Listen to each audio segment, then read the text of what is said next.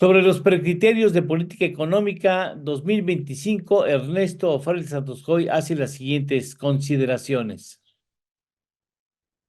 Sí, Eduardo, cumpliendo la ley de presupuesto y responsabilidad hacendaria, artículo 41, Hacienda presenta, como cada año, a finales de marzo, su documento de precriterios. En esta ocasión lo presentó en el miércoles santo, antes de que terminara en sí el mes calendario, ¿no? ¿Y qué es lo que se deja ver en estos precriterios? En primer lugar, se hace una revisión del año 24. En segundo lugar, se plantea por dónde puede ir la política económica, política fiscal sobre todo, en el ejercicio 2025.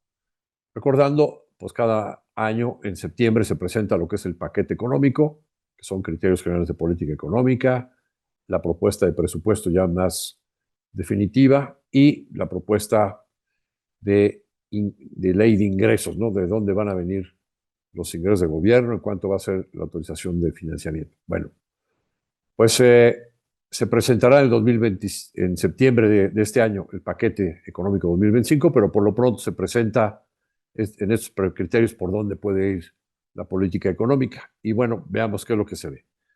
Para lo que es el ejercicio actual, originalmente estaba, y fue muy criticado, estaba autorizado por el Congreso un déficit del 5.4% sobre el PIB, el déficit más alto en muchos años, pero además, pues que implica que la deuda de un nivel de 48 puntos, pues va a subir arriba de 50 puntos al cierre de este año. Son 2 billones nuevos de financiamiento, al subir del 5.4 el déficit al 5.9 sobre PIB, es prácticamente 6% sobre PIB. ¿Qué tan alto es esto? Pues fíjense que, por ejemplo, en la Unión Europea, para ser integrante de la Unión Europea, los países se tienen que comprometer a no superar un déficit fiscal del 3% del PIB. O sea, aquí estamos hablando del doble. Es un déficit totalmente insostenible que pone en riesgo la calificación de riesgo soberano. Y bueno, pues ¿por qué está teniendo que darse este déficit? Pues porque en un año electoral, pues se está gastando de más por todos lados.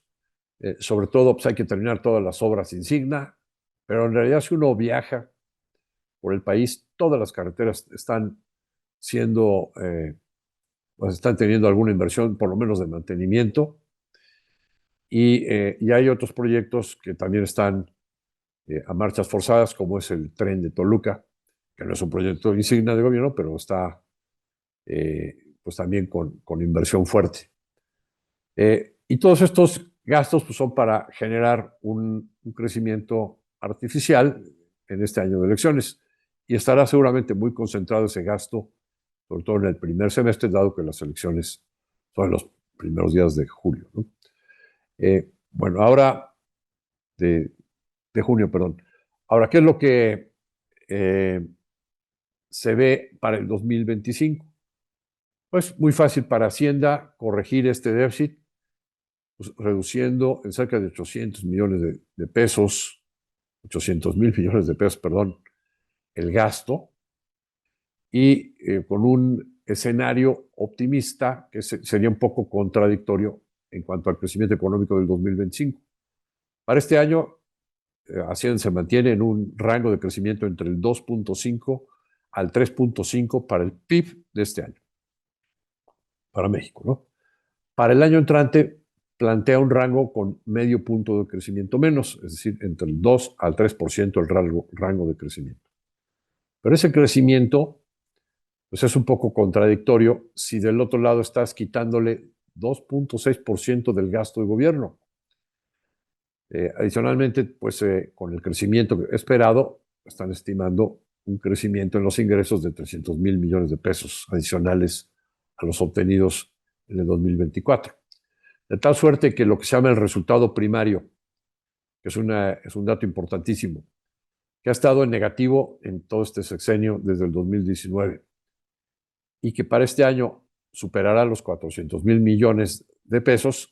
El resultado primario es todos los ingresos menos todos los gastos, pero sin considerar los intereses de la deuda pública. Bueno, pues de menos 450,000 millones de pesos lo pasan como por arte de magia a más 300,000 millones de pesos, es decir, de déficit a superávit primario, con este recorte draconiano del gasto. Y aquí la pregunta que se tiene es, gane quien gane la presidencia y con una nueva conformación del Congreso, se ve muy difícil que este recorte del gasto así nada más se pueda aprobar por una nueva legislatura. Aún cuando gane Claudia Sheinbaum y el Congreso tuviera una mayoría simple por parte de Morena, pues no veo fácil que la señora Sheinbaum vaya a estar de acuerdo en que su primer año de gobierno pues, la economía se vaya a una recesión con este recorte de gasto. Adicionalmente, pues digo, hay que considerar, los recortes en el gasto se han hecho todo el tiempo, al grado tal que, pues, hoy en día se tiene una respuesta totalmente insuficiente para lo que requiere la población en sus servicios básicos, como es agua, salud, medicinas, seguridad, Estado de Derecho. Pues en realidad no se están atendiendo las necesidades básicas de la población. Y si le recortan más el gasto en esto, y adicionalmente también hace el recorte en el gasto de inversión, sí, la economía se iría a recesión y entonces al final el resultado sería que no se darían los ingresos estimados y pues no se lograría este superávit primario precriterios de política económica. Es decir, nos parece mal sustentado este documento de los precriterios de política económica presentados por Hacienda en estos días.